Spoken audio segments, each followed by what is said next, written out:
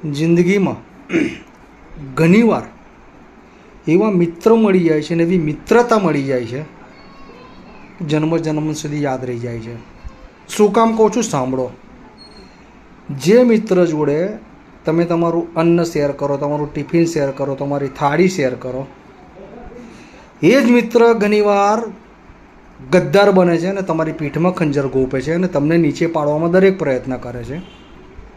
અને 400 મહિને, 3 મહિને, 5 મહિને જે મિત્ર જોડે બેસીને તમે દારૂ શેર કર્યો હોય છે, એનો પેગ શેર કર્યો હોય છે, એ મિત્ર ખરા સમયે તમને મદદ કરીને જાય છે.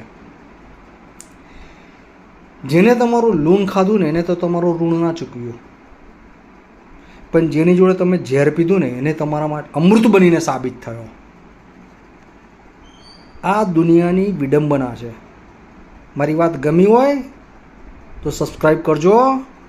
જય શ્રી કૃષ્ણ. ચાલો કાલે મળીએ.